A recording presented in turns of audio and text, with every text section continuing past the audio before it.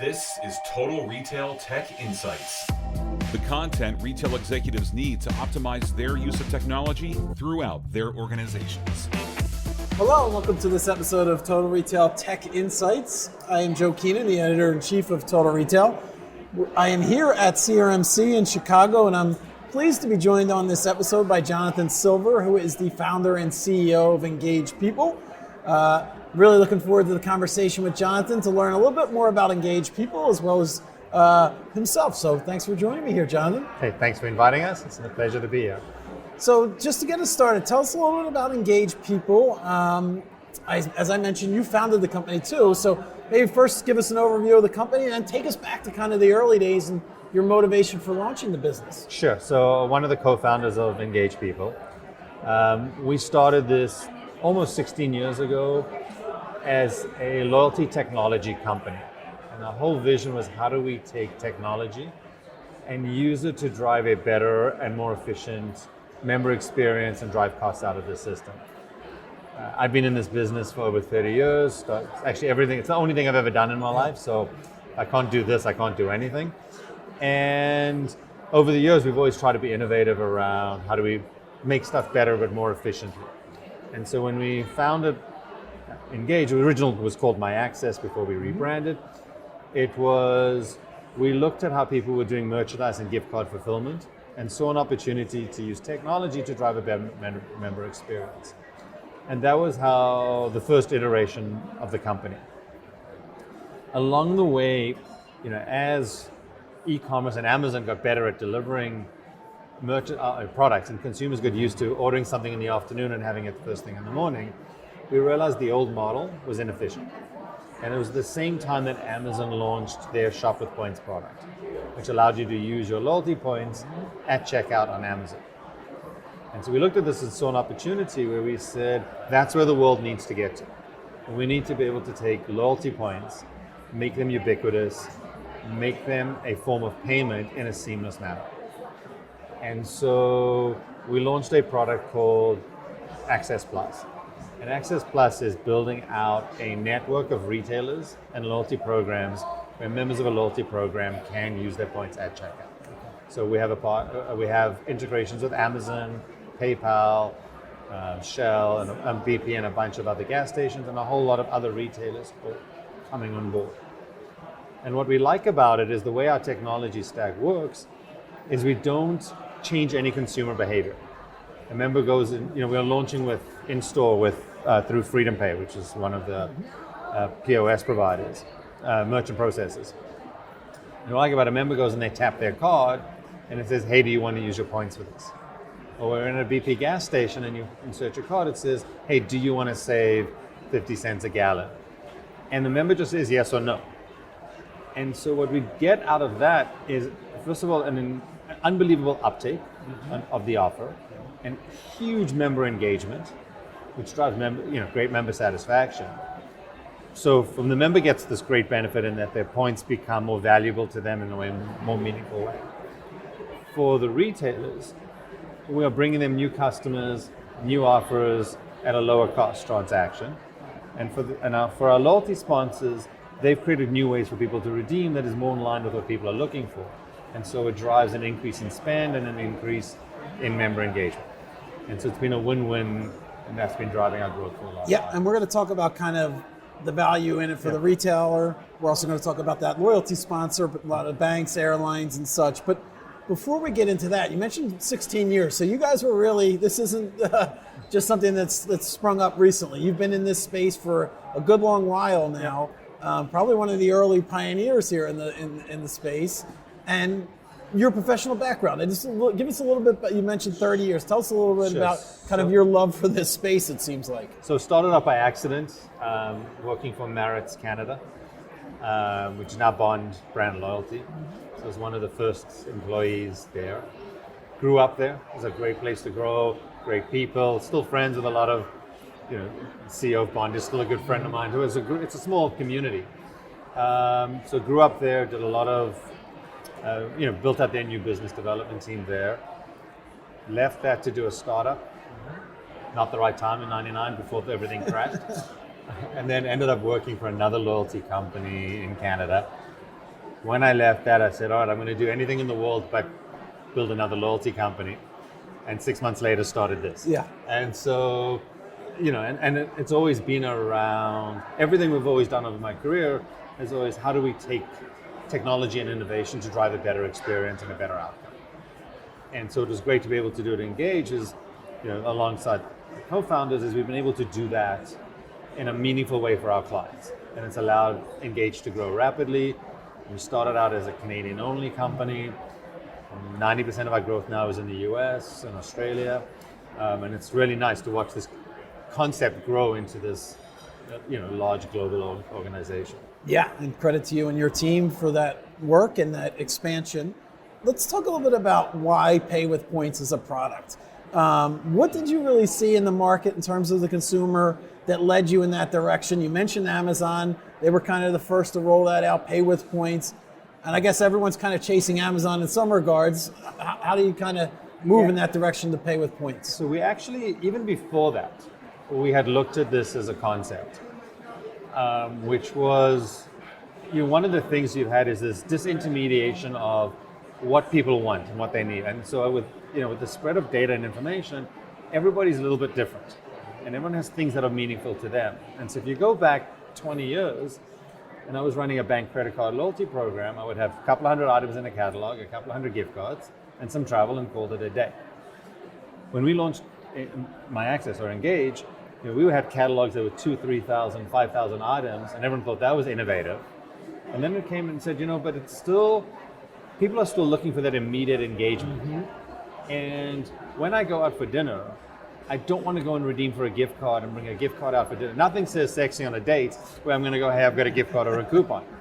And so we had looked at technology on how to do that. And we had a precursor product to Access Plus, which allowed us to do that, but it wasn't great. And then when we saw what Amazon was doing, we approached them and said, look, hey, we can help you expand this. And we started talking to other retailers that allowed us to create this network. But the vision has been there for a while. It took a while for technology to catch up, as well as on the bank side, they're there. Most of our financial institution clients are looking for this. It's only now that retailers are starting to take notice. And we're starting to get more and more traction with retailers who are saying, hold on, I can grow my business at a more cost-effective way, drive better member engagement, member satisfaction at a lower cost. And so we're starting to see much more traction now with retailers, and the member engagement is just growing. Yeah. This may depend on the retailer, but when the offer is served up to the consumer, the Pay with Points, do they have to have full balance, or could it be like a split, like, hey, you can pay X amount with points and then you pay the balance in cash, credit, whatever the tender may be? So what we do on our algorithms, internal algorithms, a little bit of our machine learning, is a microtransaction will be 100%. So I ordered a cup of coffee, it's $6, that's 600 points, go. If it's a macro transaction, I'm at a shoe store and I'm buying a $300 pair of shoes, we're going to put an offer in front of you that'll be a yes or no. What I can't have in store is somebody slowing down and thinking. Right. So it's always going to be yes or no. So it may be, hey, do you want to save $50 for 5,000? Do you want to redeem 5,000 points to save $50? That's how we'll do it. That's how we do it in store. Online, we have more flexibility. So online, someone can say, well, I'm going to use 100 points or 1,000 points and pay for the rest. And so we'll do split transactions across the board. It's just how we engage the member. And and our guiding principle is in store, yes or no. You can't think about it. It has to be this. Speed, because if we slow down a retailer's checkout at holiday season, they'll kill us. And then online, we have a little bit more play. And it's more about giving them complete flexibility. The options. Yeah. And that yes or no that's happening in store, that's served up through the in-store point of sales. Okay. Yeah, so what we do is we actually build right into the point of sale. And the reason we do that as well is there's no training for their retail staff. It's, if you think about, if you go to a coffee shop, when you buy your coffee and it says $4, the next thing is, do you want to add a gratuity? And then the next screen will say, do you want to use your points? And so we don't have to train people. We don't have to sign members up. It's just instant in real time. And because of the way it's delivered to the member, we have an incredibly high uptake on our offer. So we're seeing more, above 20% of the people who are presented an offer take it up. And on average, we look at gas, where we can see people are filling up once every 10 days or so on average. They're taking us up at least twice a month on the offer. Which means 2 out of 4 every fill-ups, the same people are going back and taking us up on the offer, and they're using their points. And we're also now seeing a shift in spend where people have gone to a gas station and used their points and now are becoming more loyal to that. Yeah. And so it's been a great win for everybody involved in the process. And do you see a lot of consumers, if they decline, they want to bank those points so that then they can get, is that what you're seeing if they decline the offer? We're seeing a bifurcation. So people will save their points for a big trip. Right. But they'll take little microtransactions along the way because it's free. Yeah. Right? And it's kind of the way it's the impulse item at the checkout aisle. Right? Consumer buying groceries is going to save all the money along and buy a $2 chocolate on the checkout. Yeah. Same idea. And average person who redeems will redeem 3.9 times a year in a microtransaction with us. Outside of gas, which is even higher. Yeah. Right? So it's huge. Yeah, it's great. Which actually leads into the next question, John, in terms of how you've seen consumer behavior in this arena really evolve in terms of, you've been in the loyalty space, a long while. What are you seeing now and how that evolution in terms of not just payments, but just overall engagement with loyalty? So we're seeing more and more choice coming to the consumer and the value of the points being an individual personal item. And so where we are giving people this choice, we're seeing, I'm going to talk about financial institutions first. So if you're a credit card customer, we are actually seeing an increase in spend, an increase in utilization of the card where we've offered pay with points. And so from the financial institution, they're suddenly saying, well, these members were dormant. Now they're active in my program again. That's worth a fortune. And when we do our feedback with the consumers, I forget the exact data, it was like 64% of consumers have said pay with points is the reason they're sticking with their credit card. And the only feedback we get from customers, from members, is, well, where else? Why can't I use it everywhere? Right? And so there is this huge push for it. And because I'm the financial institution who's the sponsor, it's driving massive member engagement. They're pushing us as well and get us more places. Yeah. And then for the retailer themselves, talk about their benefit. Obviously, more transactions, right? If they're willing to, Yeah, so here's what we're seeing from the retail side. It's a lower cost transaction than a credit card, number one. So there's a cost saving right there. Yeah. Just on interchange. But we're also seeing about a 15 to 18% increase in basket size and about a 20% increase in frequency. So just those metrics are massive. But then also that retailer gets free marketing through the financial institution sponsor. So, we'll pick on Amazon. When they're in one of our clients, that client is promoting Amazon to their, I don't know what people have to promote. And so, if you think about this free marketing, there's the ability to throw offers out. So we can overlay a card-linked offer, we can overlay targeted offers. And so you have a very, very cost-effective marketing tool over and above a lower cost transaction. And so it's a really good benefit for the retailer. Yeah, and I would imagine, and you might not have data on this, but re-engagement rate too, in terms of coming back purchasing again. If they know that retailer accepts their points, pay with points, they might be more likely to shop a second time, a third time with that retailer based on the experience they had at the first time. We're seeing about a 20% increase in frequency. Yeah. Which is massive. Right? Especially with customer acquisition costs continuing to grow. Yeah, and this one's zero. Yeah. Right? There's no cost of customer acquisition because we're doing all the marketing.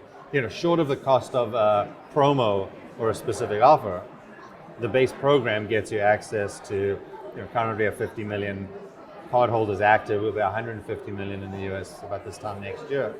So, it's free marketing to 50 million people. Right? Is there any data component? I know that's obviously a big part of brands' in-house, retailers' in-house loyalty program. They learn so much about their members.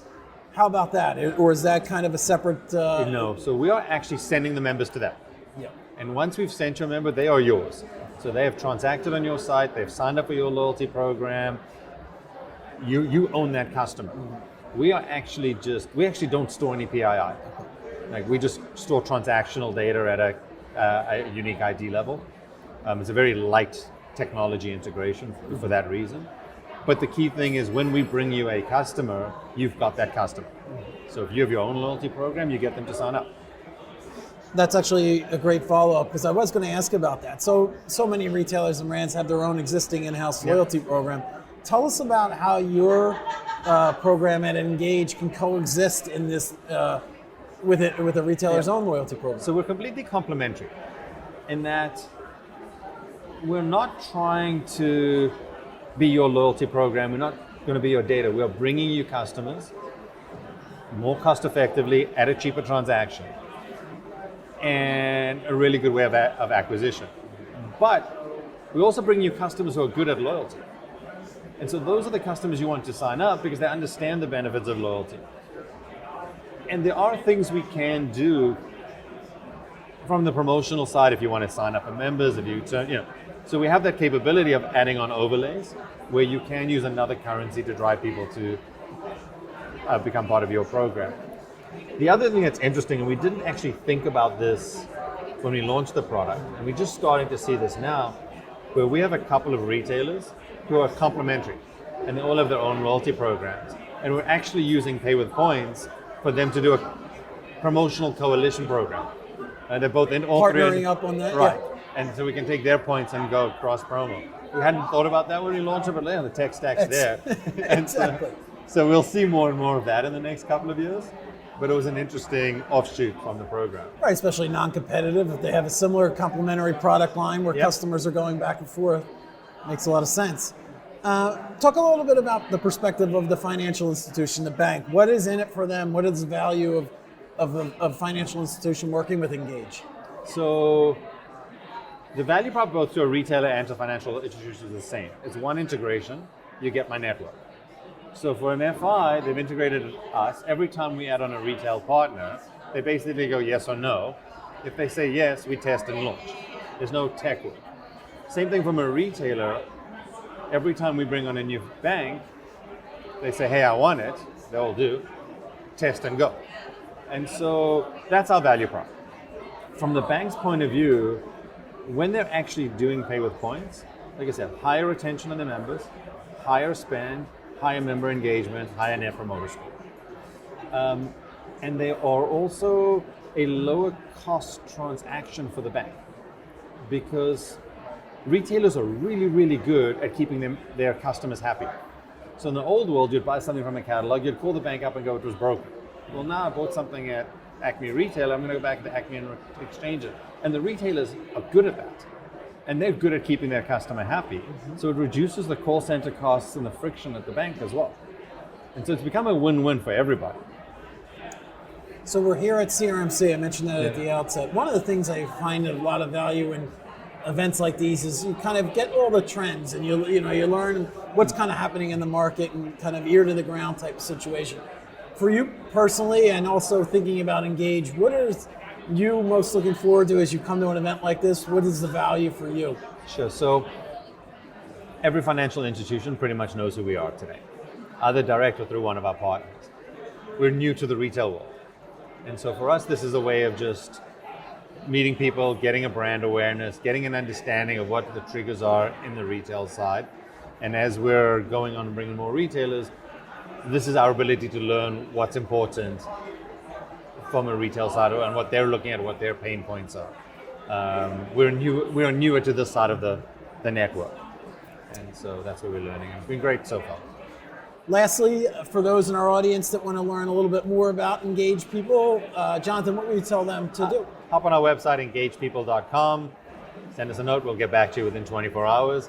And look forward to meeting new people and seeing if we can help people drive more sales for everybody and create a better network.